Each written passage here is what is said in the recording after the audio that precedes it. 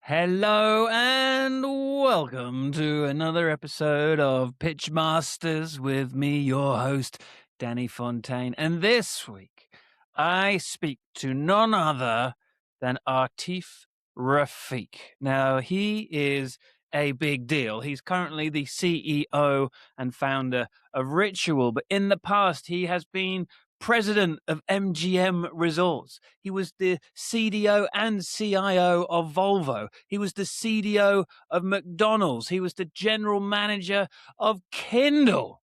And yes, I absolutely asked him what it was like to work with Jeff Bezos. In fact, he talks me through his entire career path from being a student, taking his career through Silicon Valley, through some of the biggest firms and the biggest positions in the world. And we cover a bunch of stuff. For example, why taking huge career risks can change everything, as well as what really makes someone persuasive in business and how to win over powerful rooms when the stakes are absolutely massive.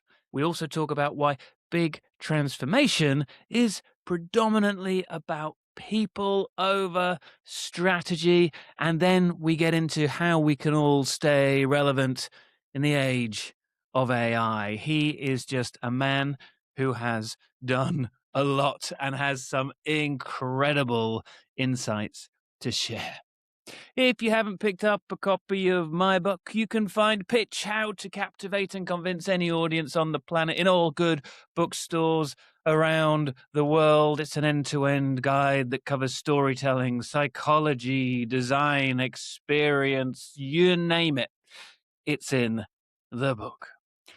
If you like the show, please subscribe, follow, share, like all of that good stuff. It means a lot to me, but it also means that you'll never miss an episode. And there will be more every 2 weeks coming at you with more and more phenomenal guests. So, are you ready? Because I'd like to introduce you to Atif, and I think you're going to enjoy what he has to say. So, sit back, relax, and get ready to take some notes.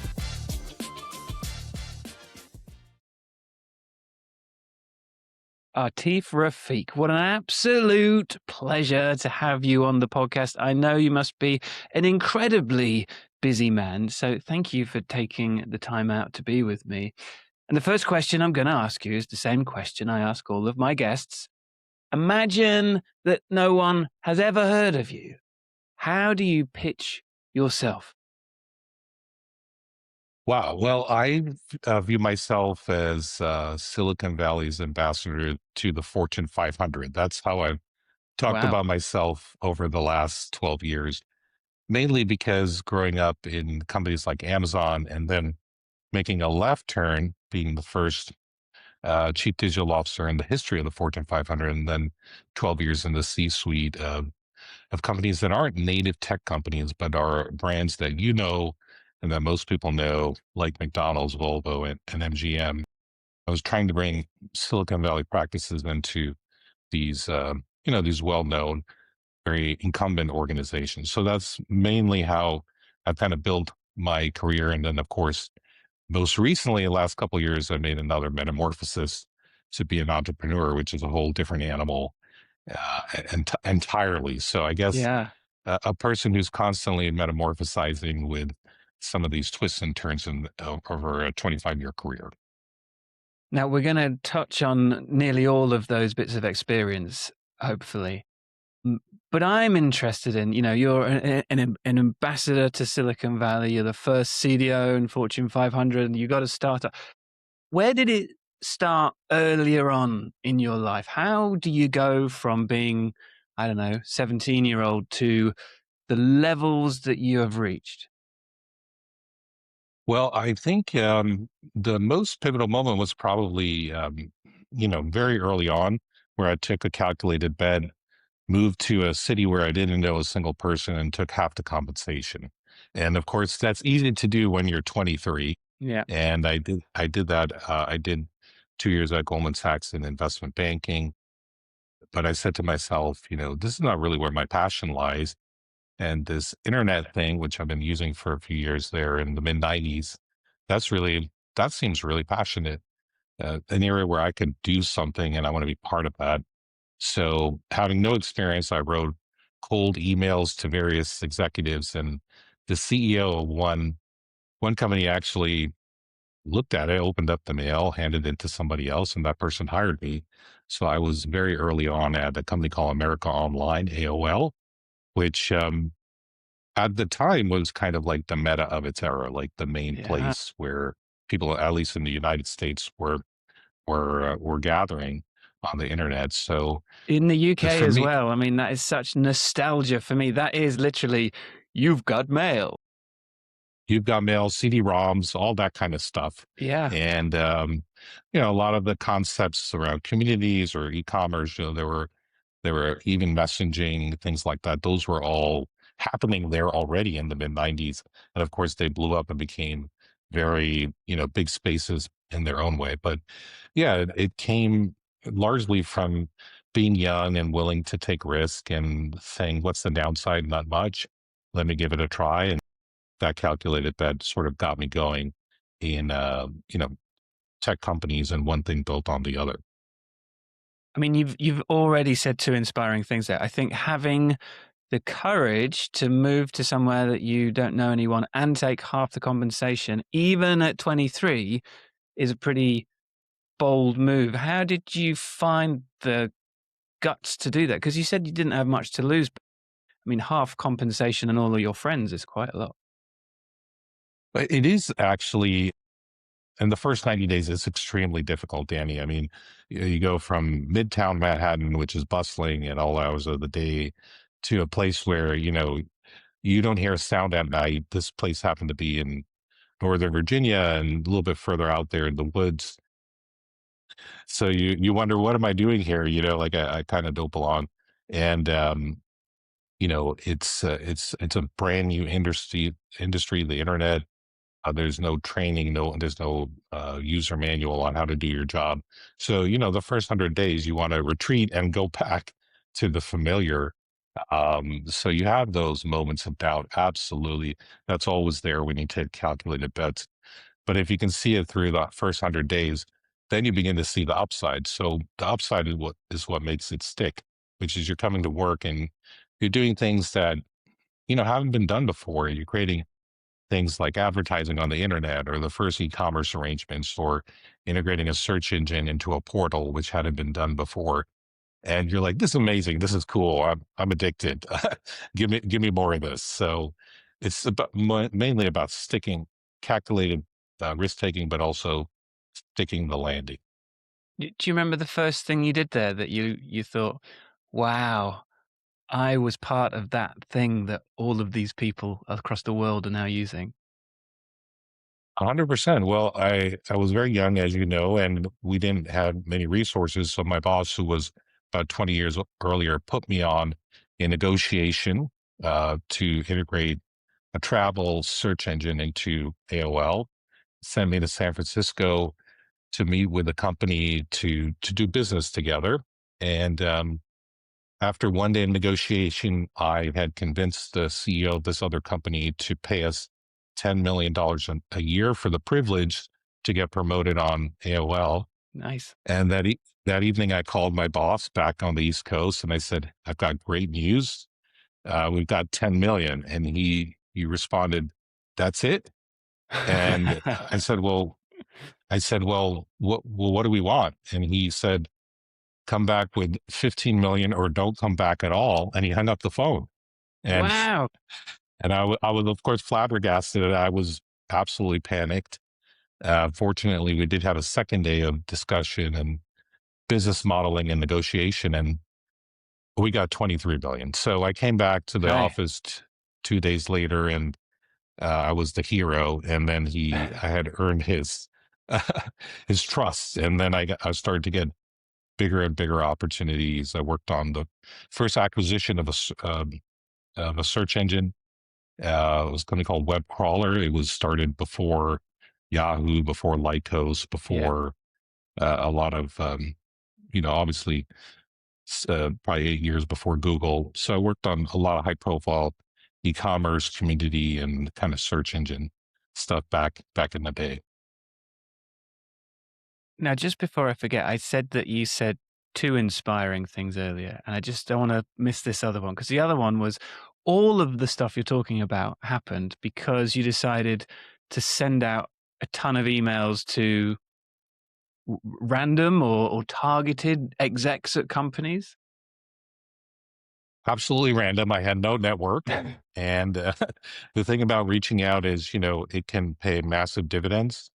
We just talked about one example where they actually replied, but you also get a ton of rejection. I remember one of my most memorable rejections is when I wrote a letter to a venture capitalist. She's very famous. And the letter said, I've got 2 years of experience. And I think I wrote in the letter something. I overstated my qualifications. I Mm. think I wrote, I'm an emerging, technologist, and I've got this background at Goldman Sachs, and I'm looking to get into venture capital. And she wrote back over email. She said, "You're neither a technologist nor an emerging uh, nor an emerging investor. I suggest you get some more experience before you contact me again." Something like that, which I probably deserved a little bit because my note to her probably overstated my qualifications. But I was just 23, so that was Yeah. like not exactly the best way to kind of coach a 23-year-old through No, the process of cracking an industry. no. But you've got to have a little bit of a thick skin. You're going to get rejected when you take risk. Did you ever get back in touch with her again since then? Show her the Forbes magazine or?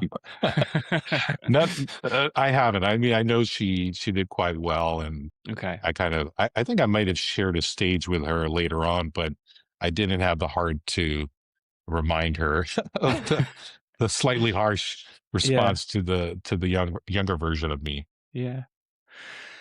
Now, you've also said that that first job, you didn't really know what you were doing. So how did you manage to negotiate in that first role? Because it's partly negotiation, but it all comes into pitching. And for me, pitching is really how can you persuade another human being to buy or accept or buy into your idea or your service or your product? Sounds like you were thrown into the deep end. Do you think you had some just intrinsic knowledge of what you were supposed to be doing? Well, as I mentioned, it was a 2-day negotiation. So on the first day, I wasn't really comfortable in my skin, Danny. I was kind of I was with people who were, had a lot more experience. We were 2 people, myself and an attorney, and they had maybe about 5 people, their management team, to the meeting. But when my boss hung up the phone, I sort of got to work that evening, and I was up quite late. Yeah. And I went to work. I studied their business and their financials, what they could afford, what would be the value, what would be the number of, like, if they had this, like, what was it worth to them, get in their revenue and the cost of doing it. And so I knew my stuff by the next morning. So I felt very confident coming into the next day, explaining why a different number made sense for everybody. And I broke it down. And by the end of that, I think they had a hard time, uh, kind of, they came along, they kind of aligned to it. They saw that it would be worth it for them. So I guess sometimes when you're put in a situation of pressure, you rise to the occasion, you do the work, you get on top of the details, you have command of the materials. And when you have command of the materials, then you kind of can carry the room. So I Yeah. think that's one of the things I've always leaned on is basically to yeah, dive deep into the details and have command of the materials. Because I think then when you enter the room, you can trust yourself more to help steer the conversation. Yeah. And this is like quite a basic principle in pitching for me, but people don't do it because they're thinking so much about their own product or service and they can't wait to tell the audience how good it is without doing that proper hard work into the audience's business and what they actually need. In this case, yes, this travel website basically, which is a well-known one. Yeah, you have to understand their economics and how they make money.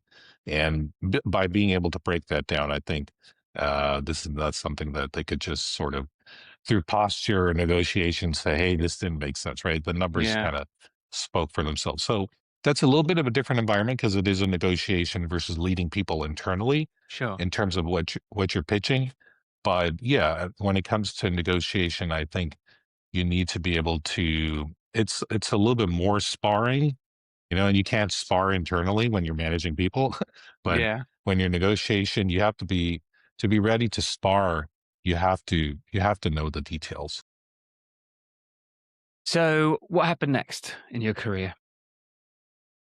Well, from there, the internet sort of took off, and I kind of had a lot of choice on what to do with my life. And I did something a little bit crazy, which is I went full time to business school, but I also kept a full time job because I didn't want to have one step out of the game. So what did I do for a living? I was with a company called Audible, um, which is one of the first kind of audio internet companies. They're working on audiobooks and an app to listen to audiobooks, probably 8 years before the iPod comes out. Wow. So they're making a device. Um, Plus they're making a streaming service, and they're acquiring licensing for book content. So they're doing this whole end-to-end chain. And I was employee number 30 there. And that company took a while to get going, but it was very early days for digital media. So I learned a ton about that. So that was another kind of Yeah. I wanted I wanted to be part of the next wave. Now, truth be told, Danny, waves timing waves is hard, and timing is everything. So was it gangbusters for everybody? Absolutely not. It was too early, right? The infrastructure wasn't there. You didn't have an iPod, which was kind of a standard mass market product. You had Mm. products from Casio and Sony, which were not getting picked up by customers, right? So you didn't have distribution for these things, and the internet wasn't, high speed bandwidth, and it wasn't there either. So it was a little bit early. Now the company, a few years, it took time, but they did get there. Um, and eventually they were acquired by Amazon. They're very successful today, but it's one of those 20-year overnight successes, Right. basically. Right. So, what's your biggest lesson that you learned from being at Audible? Well, I think it's very fun and exciting to work on the ground floor of a brand new thing. Mm. So if you are pioneering digital audio, like literally years before the iPod, you learn a ton, and it's very exciting. It's great to work with those people. Everyone there is so motivated to build something, and that's the fun part. But as I mentioned earlier, Danny, the timing factor is important. So you've got to set your expectations properly that, you know, uh, this thing may pan out, but it may not, you know. And so you've got to just have that expectation that you know of what's the probability of success, and you've got to be in it for the right reasons. That's the main thing. And was it that kind of slow pace of Audible that made you jump ship eventually? Well, I was, as I said, I did this weird thing where I was in full-time business Mm. school and doing this, and they loved me and I loved them. I'm still in touch with all of them. But when it was clear that it was going to take a while for this industry to emerge, a lot of good things were happening for me in business school. I was on the cover of a magazine as the number Mm. one graduate in the country. I don't know why they put me on Wow. there, but they did. But that got some attention. So Yeah. I began to interview upon getting my degree with Sequoia and Kleiner Perkins for associate roles on the West Coast. And I was like, I'm definitely going to move to the West Coast. Yeah. Um, but randomly, I got a call from a senior executive. We had bought his company at AOL, He had done well, and he had retired to become an angel investor. Right. And his name is Greg. And Greg called me and he said, I just met two Stanford PhDs, and I think they're great, but just very technical. And I think you would be a great third co-founder for their idea. Huh. Uh, so I took another risk and I said no to a job, basically. I did move to the West Coast, Okay. and I said no to a job, like being employed by somebody else. And we started this company with Sam and Sajay, and later a great gentleman named Deepak. And we basically were, you know, three or four founders getting a new idea off the ground. I was too, I saw it as too much of a, you know, an opportunity I couldn't say no to, is getting some backing from somebody who was respectable in the Valley with some great co-founders. So I started a company, um, and it was one of the first cloud software companies back in 2000, 2001. And that was my first experience with entrepreneurship. Wow. So then I suppose you really were thrust into more of the world of pitching to some degree.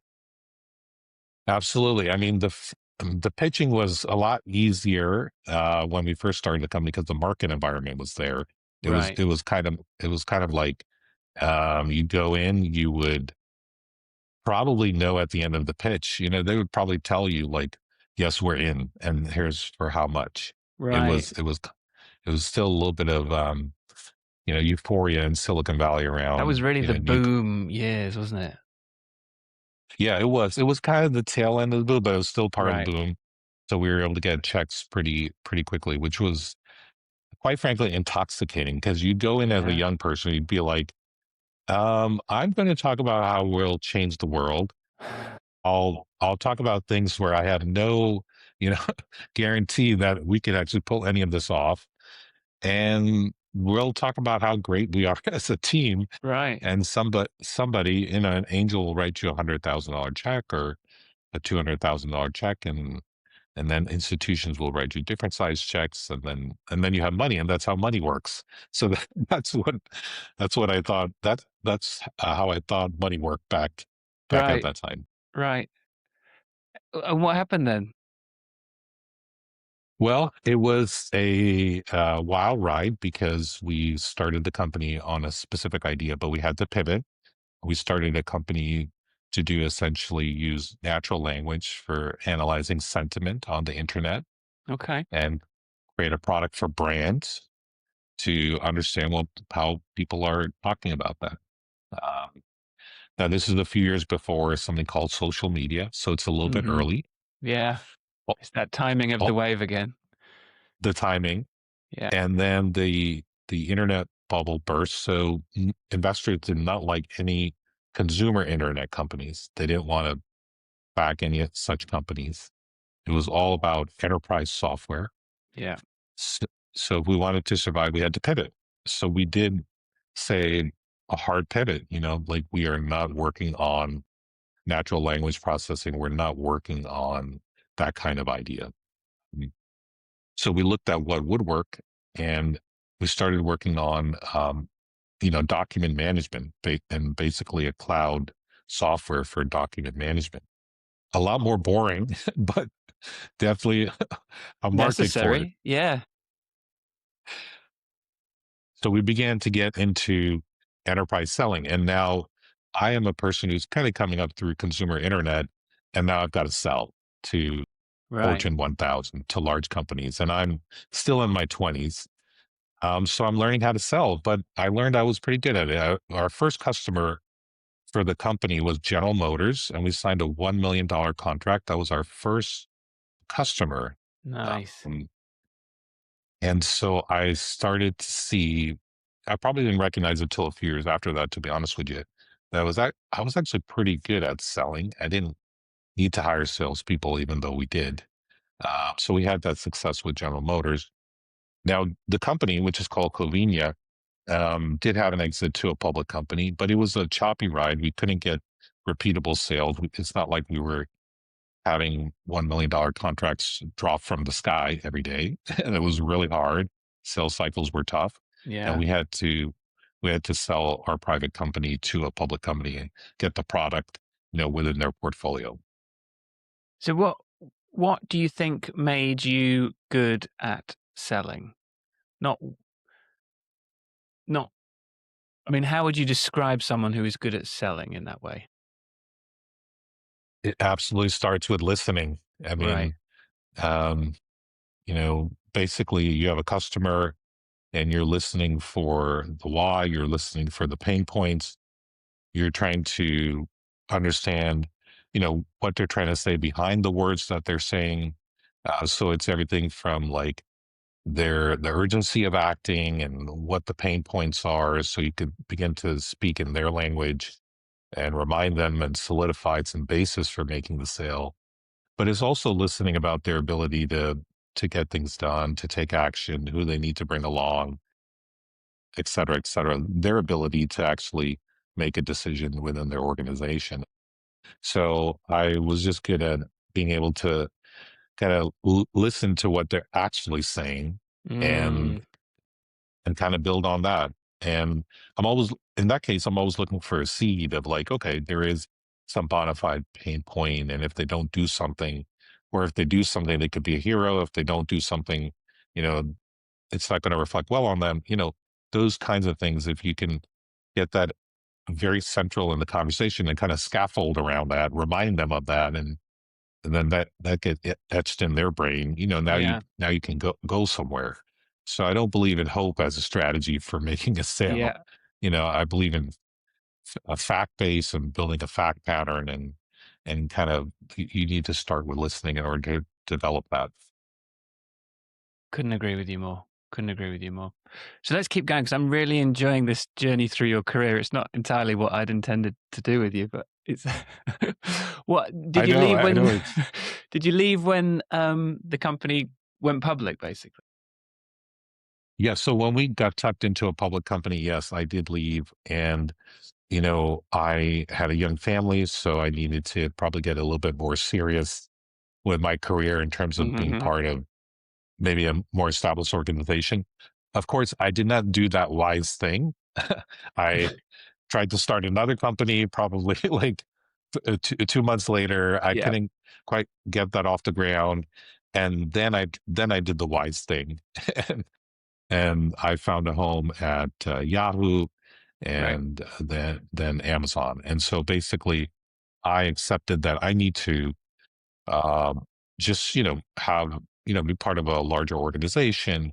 And so I began to be a person at these organizations who was brought some innovation to the table, but also had the managerial skills that they look for to lead a function or department. And so that's where I committed to essentially in 2007. And so from 2007 through 2021, which is a good 14, Yeah. 15 years, I was the corporate person, and Yeah. that was my corporate experience. So what were you doing at Yahoo and then Amazon? So Yahoo, at the time was past its peak. Yeah. It was very, very volatile, but I was leading a business unit called Local, which is where you get reviews for local businesses Mm. and some other kind of products. So I was essentially a general manager. And then at Amazon, Danny, I was the general manager of what's called Kindle Direct Publishing, which is all of the authors who self-publish, which is actually a good Yeah. number of the books that are sold today. So it's probably 30 to 40% of the books that Amazon sells Yeah. are self-published. And I was very early on. Actually, funny story is my daughter started a job at a company called Whole Foods in the United Yeah, States as a yeah. grocery store, got bought by Amazon, and uh, then she had to go to training at Amazon. And this is like recently in 2025, and they put up a PowerPoint slide of their most successful products in their history, and Kindle Direct Publishing is one of them. So she called me the same day and she said, "Dad, your product is up there still." That was that was pretty I interesting. thought you were going to say, and there was a slide of you, a picture of you on the screen. No, they they don't do that, but Yeah. nice to see that that product is still thriving, considered. one of their best inventions. They prize themselves on inventing, products like AWS or Kindle Direct Publishing. So great to be part of that along with a bunch of other people. So what was your pitching experience within Amazon then? Because as a senior person, you're always going to be pitching to someone. Well, there, I think it's like the tribal elders, basically, is the way to Yeah. say it. Yeah, because it's really the tribal elders kind of carry the culture of the organization. The organization, as you know, lives through its leadership principles, which, fluctuate between 10 and 12 specific things. And those are things like dive deep or, you know, invent and simplify. Just these mantras. Bias for action is another one. A lot of these mantras have spread across corporations, because they are good practices for teams and leaders. Um, so the pitching is basically to, you may be running a business unit, but there's always someone higher up than you, and essentially um, showing them that you've done the work. You haven't left any unknowns unanswered. That if there's someone at Amazon who might know something relevant to what you're working on, that you actually sought them out and you met with them and you pulled out the nugget from their head, those kinds of things. Essentially, Mm. high quality detective work. They want to see that, Mm. you're doing high quality detective work to kind of kind of make they understand that there's risk in pursuing new things, but can we, take our confidence level up? Can we double our confidence level on something by doing this high quality detective work? They're very keen on that. And I do appreciate that. That's something that I picked up over there that I think Yeah. I've really retained. Did you get to work with Jeff? Absolutely got to meet with Jeff. Um, it is, those are meetings where you definitely sweat it. Right. The preparation and the being in the room. So inside the room, I'll get to that in a second, but the preparation is extensive. So Amazon works generally on this idea of producing a written document called a narrative. Yeah. And these are 5 or 6 page documents um, that don't have a fixed format, but they kind of like there's a summary of your detective work. And before you meet with Jeff, I would say probably you're doing anywhere from 20 to 40 revisions of this document. Wow. So, you by the time you meet with him, you just want to ensure that um, there are no loose ends. And it's kind of like it's kind of like the ultimate tribal elder when you meet with him, like Mm. the questions he asks. So if he doesn't ask that many questions, or if he asks a question where you answer it and then he nods his head, you feel really good about yourself. Like, Yeah. like the judgment that you really employed good judgment in what you're recommending, basically. And so a drama-free meeting, a meeting that doesn't have a ton of crazy discussion, that's pretty successful because it means Yeah. you kind of did a lot of great work beforehand. So did a lot of people find themselves in drama full meetings? Well, you don't want to get in a rabbit hole where you miss something entirely, right? Like if Right. you know, if you because then the time of a senior executive, especially a CEO, is so limited that they're going to want to solve the problem in the few minutes that you have together. So now you have to think on the spot to solve the problem that you didn't cover in your document. And that's okay. That's normal too. No one's perfect. But obviously, it's a little bit more pressure because, um, you know, you might be judged by that in terms of why that was a miss. And that's just the culture of that organization. I Yeah. mean, it doesn't have, it's not that way everywhere, but they just have a very high bar for their leadership. So you might have to reflect, hey, why did I miss that? Why did I? Yeah. People handle that differently. It depends on their personality. Yeah, of course. All right. So what happened after Amazon? So what happened then was Mark Andreessen coined the phrase "software is eating the world" or "will eat the Hmm. world," Yeah. A- and every industry began to see that digitization was. They didn't know what it meant, but they knew it was going to be a thing, or they were told it was going to be a big thing. And what happened is that the Mark's partner Ben Horowitz was friends with the CEO of McDonald's, Don Thompson, Mm. and they got into conversation that you guys can be a leader in digitization. You can use digitization to grow McDonald's. So follow that chain a little bit downstream, and I get a call from McDonald's. We want to talk to you. We want to hire someone from Amazon or Facebook or Google, one of these three Right. companies. They will be the first person to do this job in these non-tech industries. And I said, I don't really don't know what you're talking about. What what does digitization mean for McDonald's? I don't see it. Yeah. Um, but within a few days, I was like, you know what? I think I'm wrong. Actually, a bunch of light bulbs went off, and I said, I'll take the meeting. And things moved very quickly. So I was put in a position where, I was very stable in tech, and I could do the next thing in tech or well-known tech companies. But as I mentioned earlier in the conversation, became the first chief digital officer in the history of the Fortune 500. It was a role that hadn't existed before. I joined McDonald's as I think, the youngest person in the history of their senior leadership team, which is their top 10 or 12 roles.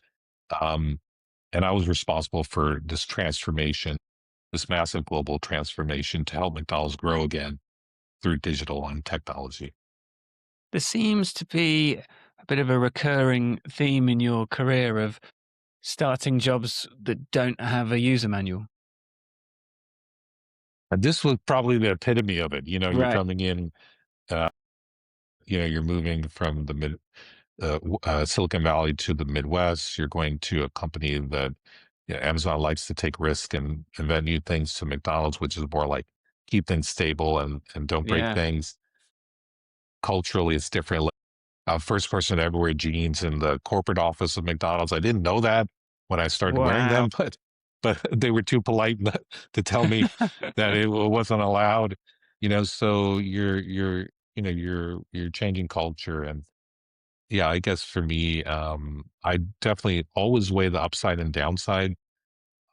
But I like upside. So Yeah. uh, and I thought to myself, what's the worst that could happen? I just go back to Amazon, Right. and that Right. wasn't such a bad downside.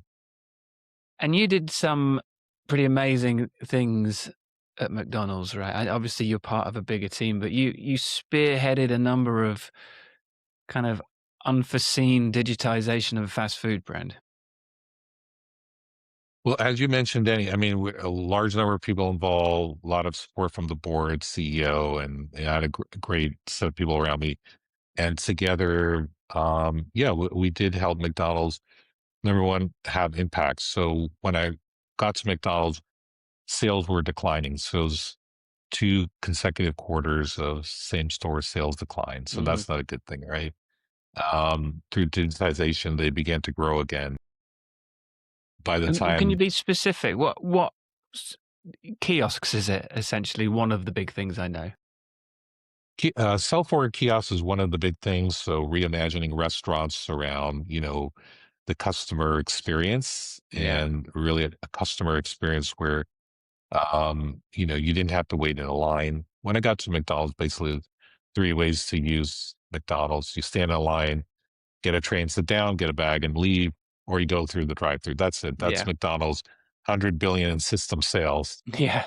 So I thought to myself, if we can invent two or three new ways to use McDonald's, hey, that might be a few billions for us. So let's try that. So one of the key experiences is you walk in, and it's a relaxed experience. You have a self-order kiosk. You take your time. There's no line. You tap in your table number, and the food is brought to you to your table. So all of a sudden, it's a very different in-restaurant experience. Mm.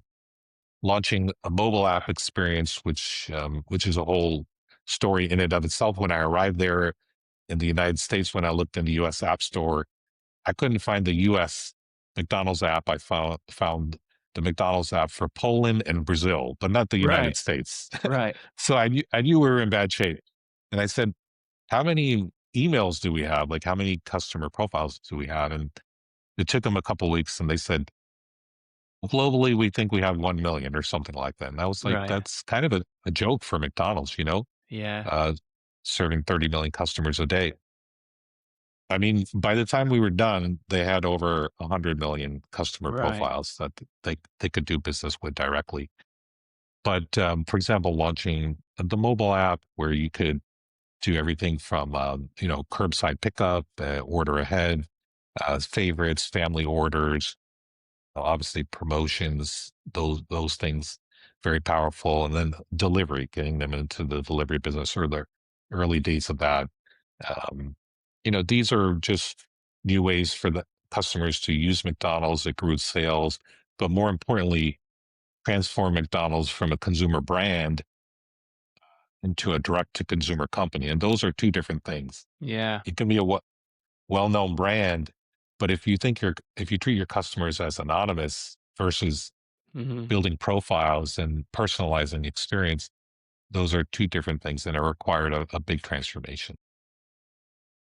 And transformations are hard, of course, but was it all quite an easy sell, if you like, because you've come up with these new innovative ways that you know the customer's going to love because it improves their experience. You're confident that the board are going to love because it's going to take you from being a decline into an incline.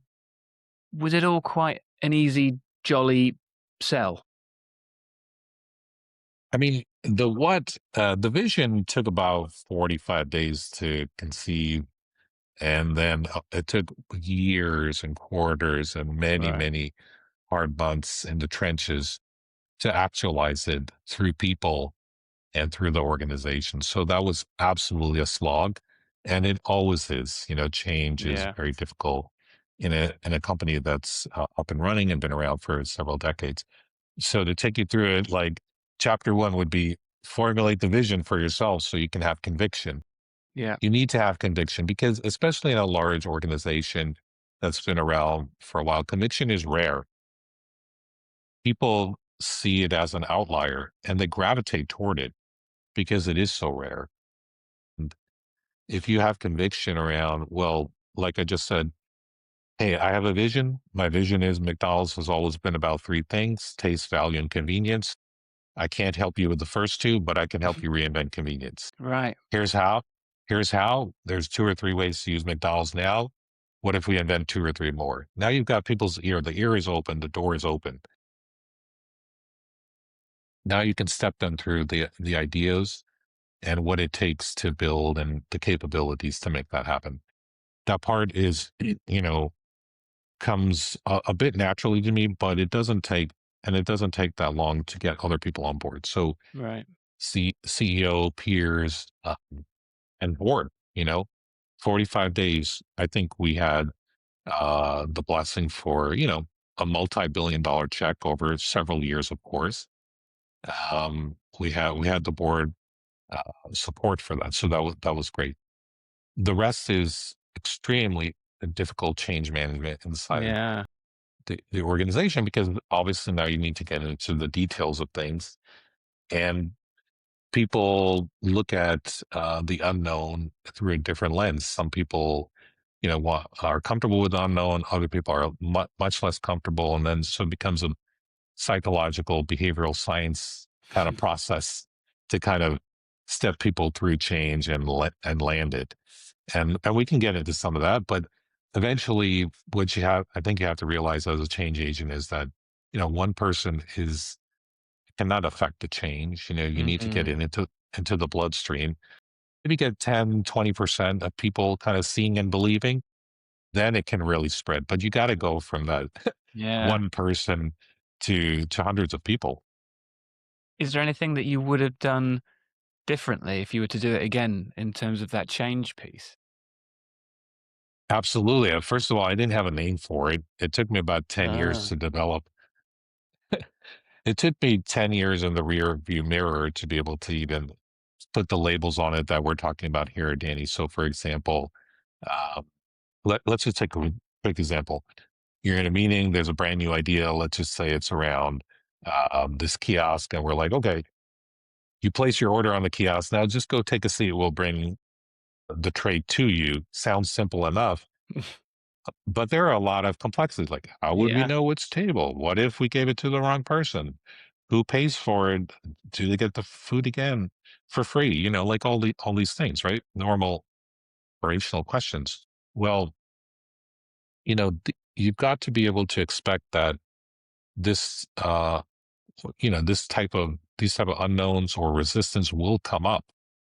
How are you going to address that? Because you're not going to be able to convene a meeting of 4 people or 10 people and avoid these kind of questions coming up in people's head. How are you going to handle the process of collaborating with people when you mm, know that these are the elephants in the room? If you yeah. don't have a way to deal with these elephants in the room, then you're not really going to get people bought in, and then the right things will not happen. Um, and so you need to know this in advance, and you need a way to handle it. And that's essentially a big part of the book, right? Decision sprint. Absolutely. So I wrote book Decision Sprint. It is sort of like a book about how to create a system for going, solving problems where there's a lot more ambiguity, a lot more questions in the beginning than answers, Mm, and I provide a system and a method for it. But in some cases, we don't need like a system or a method. We just need to know that this is a very human thing. So, for example, in the meeting where we want to talk about the kiosk experience and operationalizing it, Danny, um, if as a leader we allow some space for 2 things to happen. One is the 3 buts. I like that idea, but A, B, C, the reasons why it can't work. So right. you gotta invite space for that. You can't take that as mm, resistance. Um, in fact, that's very useful information because as a leader, being up here, you may not even know those things. Yeah, So it's a little bit of a gift. It's a little bit of a gift to find out those things. right. Great. Okay. I know the 3 buts now. Um, but you got to do the other thing which is to not water down the idea because what people are expecting, especially been in a well-known company that's been around for decades, is when they raise the 3 buts, the response is, that's a good point. Let's water it down so that this but goes away. Right. And as the leader, if you really want to drive change, you're like, okay, tell me more about that issue you see. Yeah. Okay. Is there any way around that? Like anything we can invent, anything we could change to make sure that, you know, that's not a big thing, as big as we thought it would be. Okay. Got it. So you got to work through them. So as a leader, you can hold space to preserve the idea itself, right? And not water it down to that high standard of what this idea is really essentially about while creating space to invite this input. You bring that together and help people problem solve through it. Those are magic moments. Then they Yeah. leave the room. Then they're like, wow, what if we took this tactic for all the other things we do in our job? They Right. like it a lot. Now you've created a small army, 10% of the company. That's all you need. And then they begin to tell other people about it and they bring it to their meetings. And then all of a sudden, you can have a very different cultural kind of norm in the company shifting from the risk aversion to like really being calculated, people willing to pursue new ideas and remain ambitious. I love it. And it's not even perhaps just giving people the space because sometimes people are too unsure or wary about saying anything slightly negative when you're in a very hierarchical organization. So it's more inviting the challenge and pulling it out of people in some instances, I assume. That's definitely the case in command and control organizations, which is Yeah. probably, if you're a Fortune 500, you're very big, and there's going to be an element of that for sure. And then different cultures, like for example, Volvo being a Scandinavian company, um, people want to be able to. People don't want to be steamrolled. It's Mm. not in the culture as much to be command and control. My business card have a higher position, so what I say goes. I mean, that's a little bit of Yeah. human nature, Yeah. but also if you want to be accepted in this organization, where most of the employees are in Sweden, then you have to understand that in that culture, you are expected to invite input from people, Yeah. and I actually learned there's a great power in that, um, because they may be, you know, informative with their input, or maybe they're not particularly informative with their input, but you give space for people to be part of whatever comes out of the room. That's important. This idea of co-creation. So Yeah. it's a it's a really powerful idea in general. I mean, obviously, as a leader, time is a precious commodity. You have 30 minutes. You have to be decisive, but it doesn't take that long to invite input, get the elephants out in the open, help people maybe see it a little bit differently, work through some of the ambiguity, see it's not as Yeah. hard or complex as we thought, see enough clarity at the end of the meeting, and then be decisive right there. And that's like a way of working with people. It's also a little bit of, role modeling, Yeah. um, how you want things to play out in other rooms where you can't always be there. Yeah. And Volvo was your next step after McDonald's, was it? Correct, correct. That one is also tied to the Andreessen Horowitz family, where Right. Mark Mark Mark actually had dinner with the CEO of Volvo, and he said, "Look, um, there's a guy he knows about digitization. He's the one who's leading it, kind of like doing a great job of it globally here." So the CEO of Volvo invited me to dinner. It was supposed to be like 90 minutes, turned into 4 hours, Wow. and we were sort of in the early days of the whole connectivity wave, autonomous cars, connected car and car experience, new ways of selling cars, Yeah. direct to consumer. Like none of that had started. So we were sketching out what a future car company looked at. And he was a very ambitious man. And we were piecing together, just talking shop about how that might work. And it just seemed like a great fit. So I joined him and some great people there for my next stint. Was it intimidating getting called to go for dinner with the CEO? I mean, you'd already risen up the ranks, right? So maybe it felt more peer to peer, but dinner with the CEO? Well, well, a dinner with somebody who has spent 35 years in the same industry is definitely intimidating for Right. sure. Because And an as industry you that can you'd see, never been in, right? I have really no experience with manufacturing whatsoever. So, Right. um, now interestingly, when I took the job, he called me and he said, "I also want you to be the CIO overseeing, you know, Wow. everything operationally, including the software that makes the cars in the factories," which is, I was like, "Are you really, really sure about that?" Because that's not, I don't work on intranets, and I don't work on, supply chain software. That's not really my Yeah. background. But he said, I guess he saw some opportunity to bring some leadership there.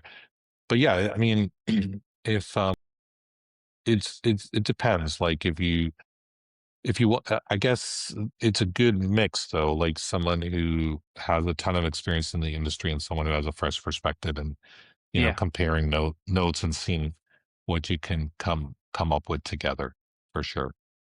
And I think that's really important. I do find that a lot. I think some industries naively stick together a little too much. And sometimes you need someone who's got no clue about your industry to bring in completely different thinking and perspectives from something else entirely that can really be what you need to shake things up.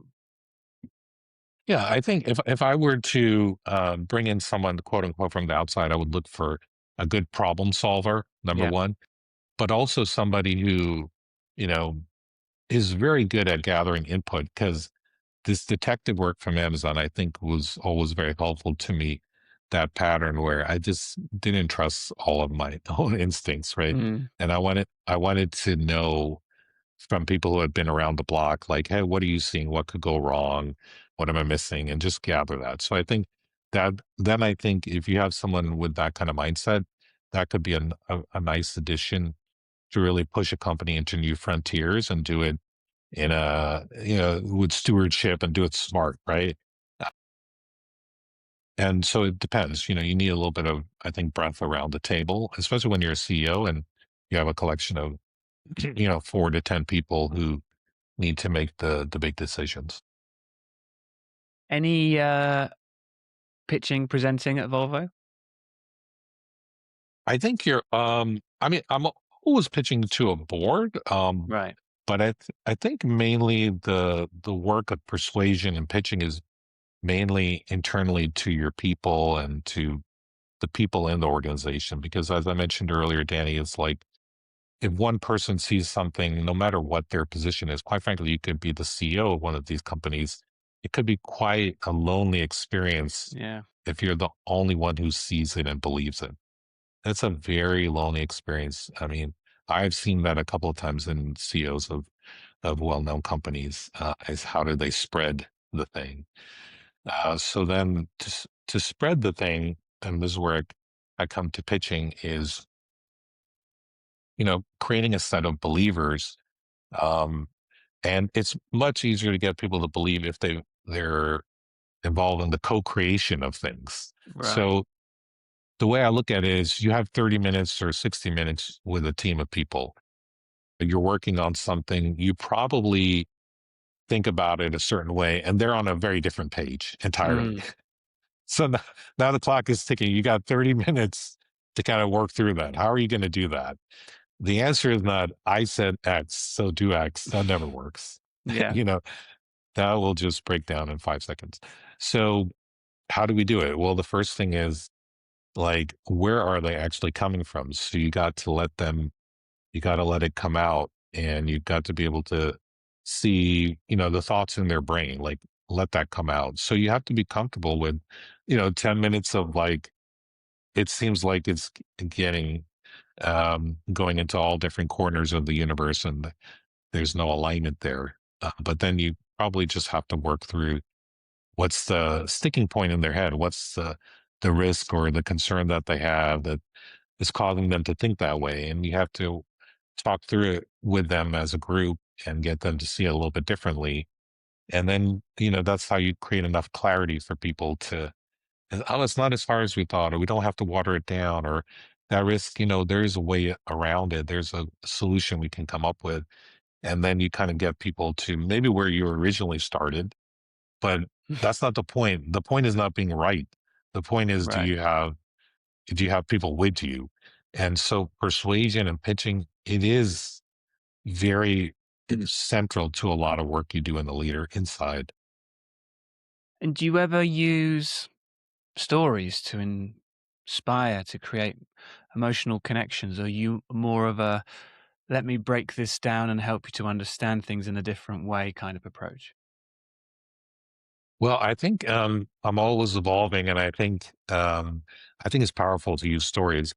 My bias is the other way, Yeah. to be very like logical problem solver, but I think sometimes the story is the shortcut, and it is very powerful. So, like, I give you a story here. My first day on the job at Volvo, I thought I was there to reinvent the car and make Mm. them self-driving, and you press a button and we'll sell you one over the internet. It wasn't. The CEO told me that the factory was shut down. There was a software glitch, and the best-selling car the company makes, they weren't making any, and they were Right. losing a couple million a day because this factory was down. And it's an IT issue, and now you're responsible for that. So good luck. That was day Um, one. That was the first day. Wow. So now I'm starting like to convene a little bit of a war room mentality and gather the people and kind of get to the issue because we didn't know what the root cause was. Um, it was very difficult. There weren't a lot of answers. It wasn't great information available. It was a very old system, and we just weren't on top of it. Long story short, I worked with a group of people, maybe five or six, and we did these daily stand-ups, and we started to work through the issue. It was messy. Eventually, it was solved. It took a while, maybe 10 days. So Mm, long 10 days. yeah. Fast forward 1 year later, those same group of people, initially they were in the hot seat with me, right? Because we were impacting the company's profits day to day with this factory shutdown. Yeah. Those five people, a few of them, they became the biggest advocates for the change I was driving. On their own, they began to do agile workshops during lunch hour for anyone in the company to attend to learn what is agile. And the point is that we were in the trenches together. Initially, we didn't know each other. Um, that we were in the middle of a hot seat, and because we lived through it together, they understood the power of things like the way we were working through things with this agile approach, and they became the face of that transformation. I didn't have to ask them to start these workshops; they did that on their own. A story like that goes a long way to create motivation in people for Absolutely. how things can change very quickly. Um, and so, yeah, stories are amazing. So we're getting nearer to the present day. I think we've got a couple more coming. We've got what was next? Is it MGM next, or was it what came Yeah, after you got it Volvo? right. Yeah, yeah, MGM. So Yeah, basically, MGM. because that's another completely different type of company altogether. The red thread, Danny, is basically these are consumer companies, and they need to become direct to consumer companies. They touch Mm, large numbers of customers, and they need to think about their customer experience and digitization and being a direct to consumer in their business model. They can really control their own destiny if they go direct and so on and so forth. So, yeah, MGM being a resorts company, global resorts company, principally in Las Vegas, they were looking at CEO succession. So they called me, and it seemed like an opportunity I couldn't say no to, which was essentially that you have a CEO in the role for 12 years, and they're thinking about what's the profile of the next CEO, and they felt I was a match for that. And so, why don't you come in for a couple of years, learn the business, and then there's a good chance that you could run the company. So that was the impetus for the move. And that would be the pinnacle for me. yeah, And things were going well. And then about a year and a half into it, uh, COVID happened, and it became a very different business. We shut down resorts. of course.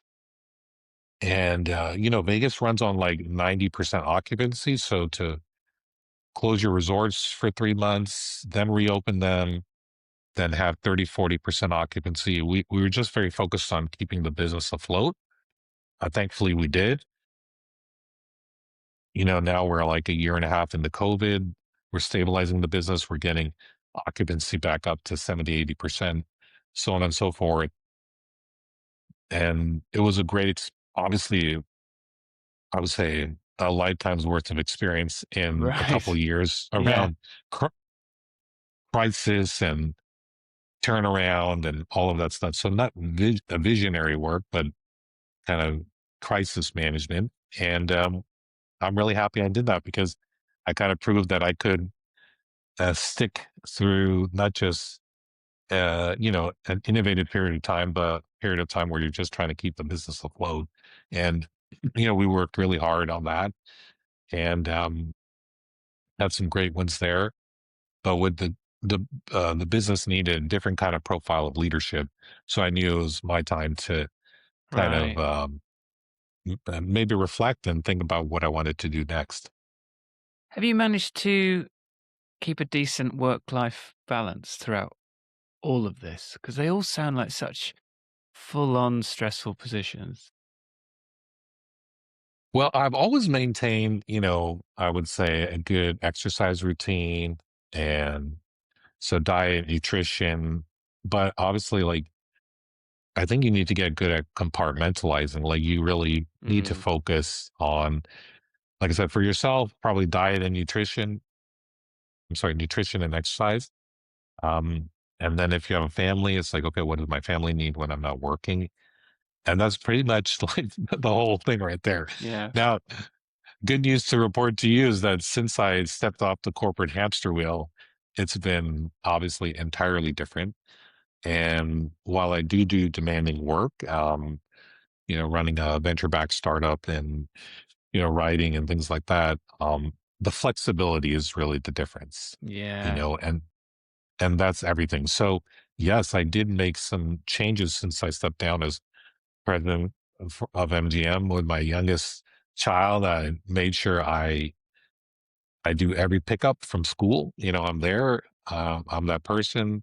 Uh, you know, I Yeah. I I'm just a lot more present for everybody, which all comes from the flexibility of the entrepreneurial path that I'm on right now. Yeah. So tell us about, um, Ritual. In fact, give us your pitch for Ritual. All right, so Ritual is basically a McKinsey killer.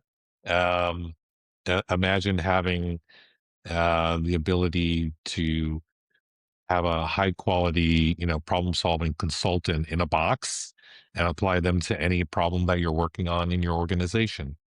So let's say you are the CTO in a company and you need to develop your next product. Today, it might take you a few months to define what's called a product requirements document or just kind of define the product and get everybody aligned to it. And Ritual is an AI solution that streamlines that by probably 90% and probably gives you a much more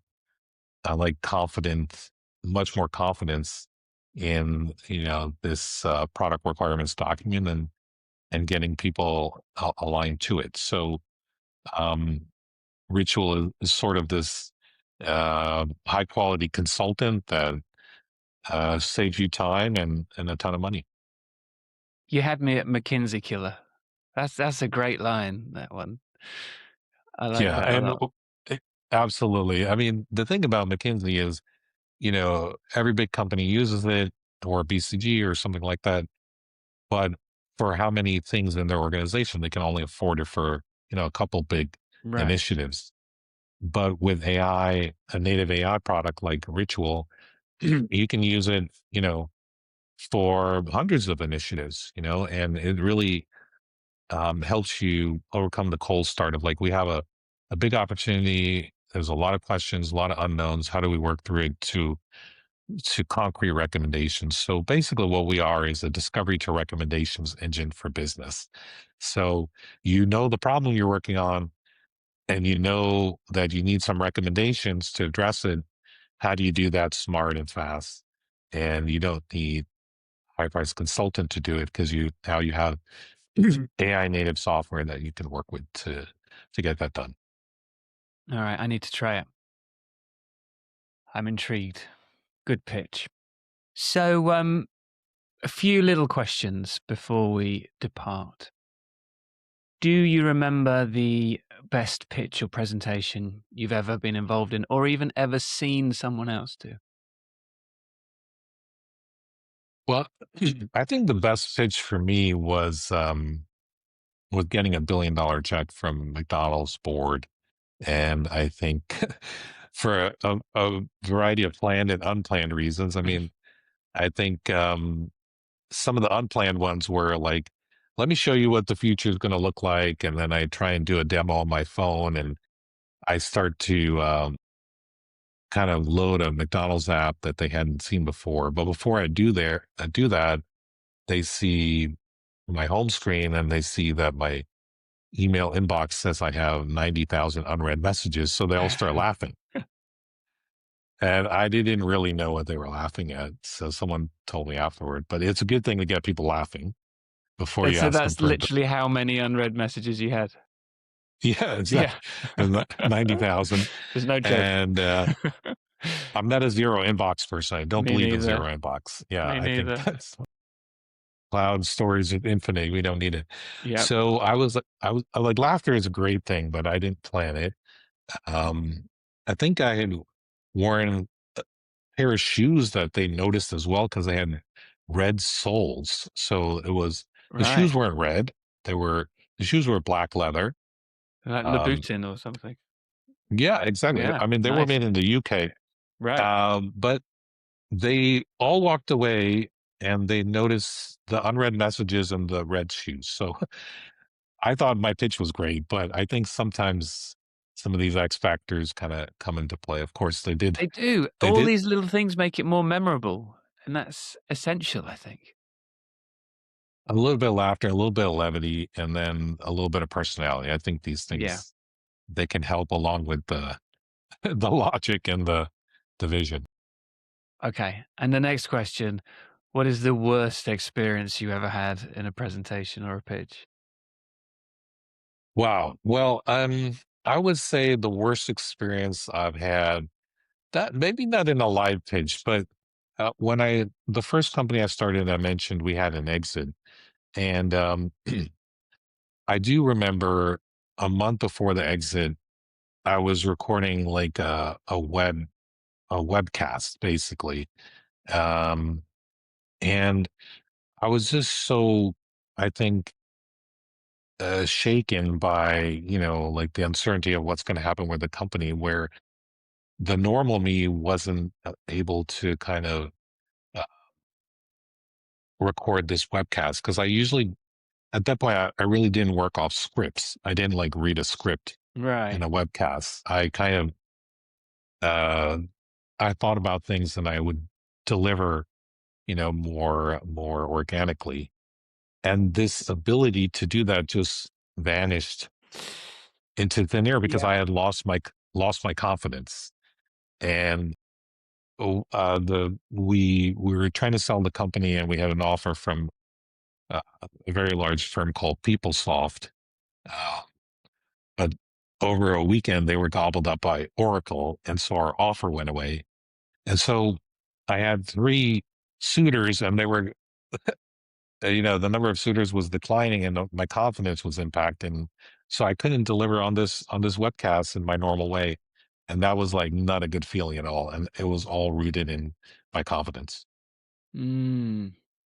That's a tricky one because things go wrong all the time and you can kind of learn coping strategies for that. But to go in with a lack of confidence is a tricky one. For sure. I mean, I think sometimes it's like, well, the webcast probably didn't matter as much relative to the exit of the company. So it's just honestly being a little bit more realistic around what you can actually pull off at that time, because, you know, um, that was just honestly is more timing, right? Because Yeah.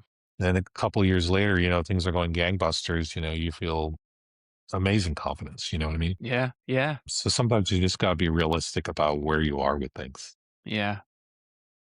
So I've got about 1,000 more questions to ask you, just looking at my list, which I didn't actually look at throughout the entire interview. But I think this has been much better anyway, to be honest. I've loved all of your story. It's really insightful. There's so many lessons along the way as well with this just fascinating career that you've had. What do you want to tell listeners about now? Is it the book? Is it ritual? Is it where to find you?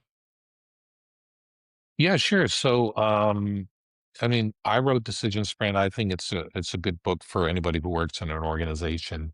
Let's say over 100 people, where all of a sudden you have departments and you need to collaborate to get big ideas done, and you're looking for kind of a method to the madness.